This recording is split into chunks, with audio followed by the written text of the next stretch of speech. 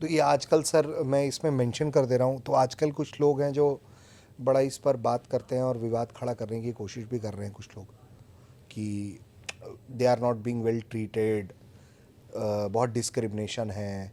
इस तरह के आपने भी अगर सुने हो, इस तरह के जो आरोप लगाए जा रहे हैं कुछ लोग जो कभी विद इन यूनिफॉर्म रहे हैं और वो बाहर निकल के इस तरह की बात कर रहे हैं, उसको लेकर क्या कहना चाहेंगे? देखिए, मैं समझ रहा हूँ आप जिनकी बात कर रहे हैं। कोई बहुत बड़े पॉडकास्ट चैनल पे भी वो गए थे। आई थिंक आप, मैं तो सबके नाम लेता हूँ, तो मेजर कविश की शायद आप बात कर रहे हैं। मैंने भी एक दो इंस्टाग्राम पे रील्स वगैरह देखी, और जो लोग मुझसे कनेक्टेड हैं सोशल मीडिया पे, उन्होंने मुझे काफ़ी रील्स वीडियोस के लिंक्स भी भेजे, मैंने देखे। वेल, मुझे नहीं पता वो किस फ्रेम ऑफ माइंड से बात कर रहे हैं। इंडियन आर्मी में मैं रहा हूँ 1 दशक से ज़्यादा। मैंने NDIMA से ट्रेनिंग करी है। मुझे सिखाने वालों में ऑफिसर्स भी थे, JCOs भी थे, जवान भी थे। मैंने जब ऑपरेट करा है, मैं कुछ ऐसे ऑपरेशंस भी लीड किए हैं जिसमें मेरे अंडर ऑफिसर्स भी थे, JCOs भी थे, और जवान तो हमेशा ही थे।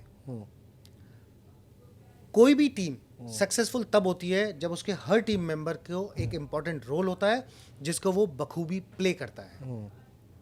जैसे आपके ही चैनल पे अभी थोड़े दिन पहले हवलदार नंद किशोर आए थे, जो 21 SF के स्नाइपर रहे हैं उस बटालियन में। जब मैं अपनी टीम लेके जा रहा हूँ तो मेरे साथ नंदू जैसे भी लोग हैं जो अपने स्नाइपिंग में टॉप हैं। मेरे पास वो भी हैं जो मोटर फायरिंग में टॉप हैं। मेरे पास वो है जो रॉकेट लॉन्चर के साथ टॉप है। वो सिपाही है, मैं अफसर हूँ, लेकिन मेरी टीम उस सिपाही के बिना सक्सेसफुल हो ही नहीं सकती। तो ये कह देना कि कोई डिस्क्रिमिनेशन है, वो कैसे कर सकता हूं मैं डिस्क्रिमिनेट, जिस टीम के साथ मेरी जिंदगी और मौत का सवाल उठ रहा है। जिस जवान के साथ जाके मैं ऑपरेट कर रहा हूं, जिस जवान के साथ मैं दुश्मन को फेस कर रहा हूं, जब मैं और मेरा बडी बैठते हैं तो वो ड्यूटी देता है, मैं रिलैक्स करता हूं, मैं ड्यूटी देता हूं, वो रिलैक्स करता है। टीम में हर व्यक्ति इंपॉर्टेंट होता है और हर किसी का अपना टेक केयर करना पड़ता है। तो अगर कोई व्यक्ति, आप सोचिए, अगर मैंने एग्जांपल दिया था मेरा और मेरे बडी का, अगर हम दोनों के बीच में डिफरेंस होता तो वो कहता तू मर, मैं कहता तू मर।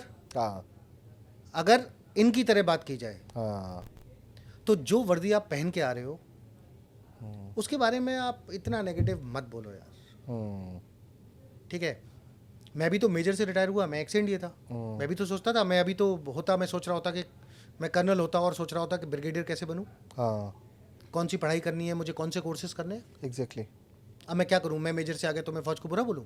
नहीं, ऑपरेशनल हजार्ड है, गए ऑपरेशन में चोट लगी, चीजें होंगी, राइट। और बात ये नहीं होती कि एक इंडिविजुअल ये अफसर है, नाम से नहीं होता इंडिविजुअल। कोई ऑफिसर एक इंडिविजुअल नहीं होता, कोई जवान एक इंडिविजुअल नहीं है, ये एक इंस्टीट्यूशन है। भारतीय सेना का जवान एक इंस्टीट्यूशन है, आप उसे पर्सोनिफाई मत कीजिए। इंडियन आर्म फोर्सेस का ऑफिसर एक इंस्टीट्यूशन है, आप उसे भी पर्सोनिफाई मत कीजिए। एक इंसान गलत हो सकता है, एक इंस्टीट्यूशन नहीं। एक जवान है, उसका एक पर्टिकुलर काम है, उस काम के लिए आया है और उसके लिए उसने बार बार प्रूफ करा है कि भारतीय सेना का जवान दुनिया के किसी भी सेना के जवान से बेहतर है, हर किसी से लड़ने के लिए तैयार है। और इंडियन आर्म फोर्सेस का एज एन ऑफिसर, अब मैं इंडिविजुअली बताता हूं कि एज एन ऑफिसर मैंने जो कुछ भी करा, जहां भी मुझे जो भी सफलता मिली, उसमें मेरे एक एक जवान का योगदान है जिसको मैं कभी छोटा नहीं मान सकता। मेरे योगदान से ज्यादा मेरे हर जवान का योगदान है। तो जो भी आदमी एक अफसर और जवान के बीच में कोई भी रिफ्ट पैदा करने की कोशिश कर रहा है, मुझे लगता है उसको अपना मुंह बंद कर लेना चाहिए, क्योंकि जो मेरे मन में शब्द आया था उसके लिए कहने के लिए, वो मैं उनके लिए बोलता हूं जो पाकिस्तानियों के साथ मिलकर देश को नुकसान पहुंचाते हैं। आपने जो वर्दी पहनी, जो ऑलिव ग्रीन्स आपने पहने, मेरी जिंदगी में मेरी इज्जत है कि मैं फौज का एक अफसर था।